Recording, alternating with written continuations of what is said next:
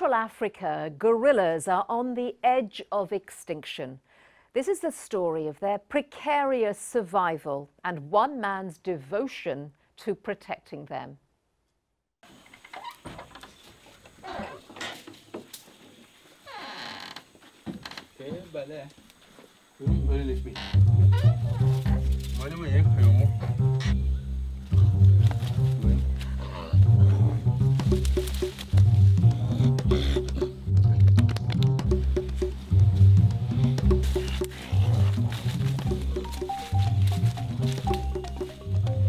Vraiment, les gorilles sont comme des petits-enfants.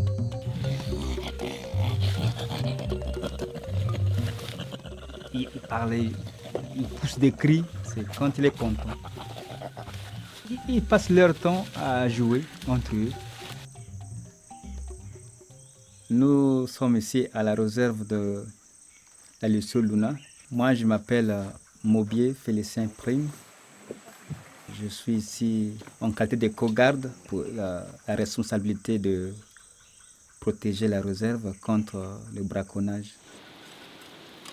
Nous avions des gorilles qui sont en semi-liberté, que nous cherchons à réintroduire dans la vie naturelle.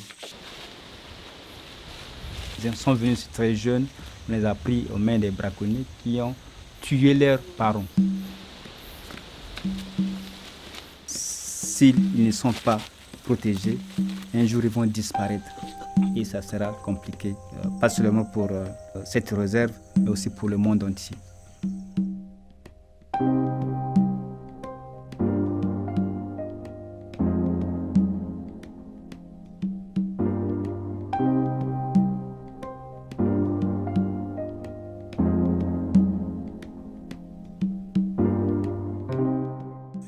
Avant, il y a eu Ebola, c'est au nord du pays, très loin d'ici. Mais nous avions vu qu'à la télé, comment il y a eu beaucoup de décès de gorilles et des hommes, des humains aussi. Tant qu'ils sont morts comme ça, ça fait vraiment mal.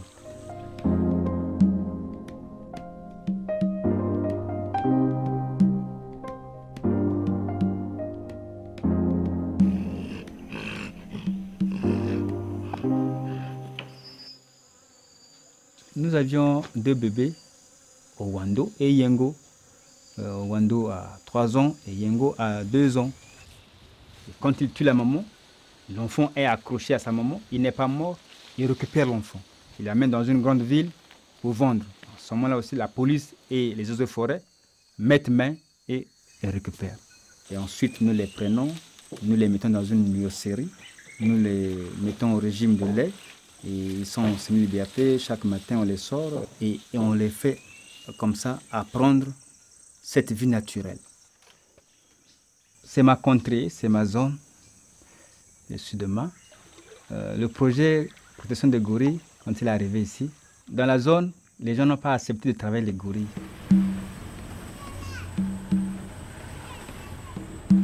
Et la population qui habitait cette zone a vécu de la chasse et de la cueillette.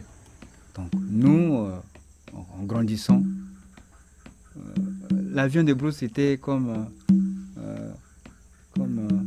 la plus belle nourriture.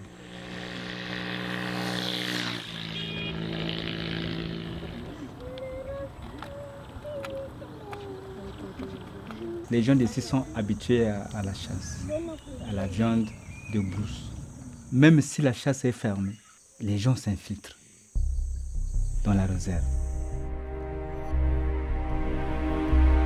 La chasse que les braconniers font, ce n'est pas seulement une chasse de subsistance. Nourrir la famille, préfèrent aller vendre dans les villes, de grandes agglomérations. Donc la chasse d'aujourd'hui est devenue comme une chasse commercialisée. Il y a eu comme naissance du corps éco-garde.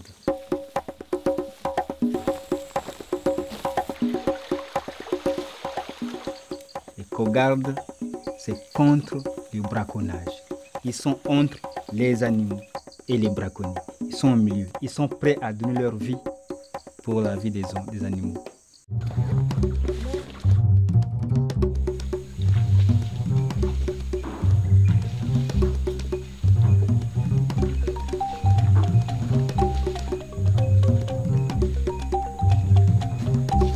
les gens quittent très loin, la France, les États-Unis, pour venir voir le gorille derrière leur village.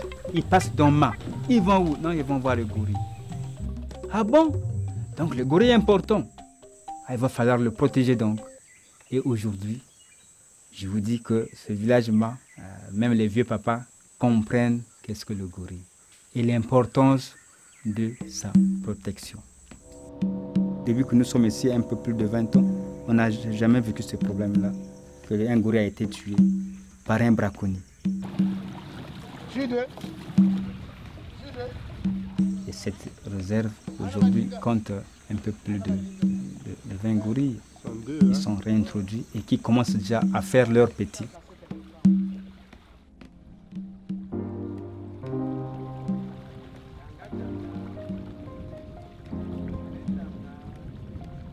Si nous ne le faisons pas, nous ne les protégeons pas, ils vont disparaître.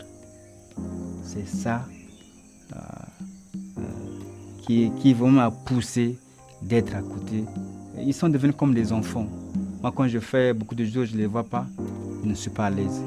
Donc c'est ça qui m'a toujours motivé de travailler avec les gorilles. C'est ne pas les perdre. Un jour, que le monde entier puisse toujours voir le gorille.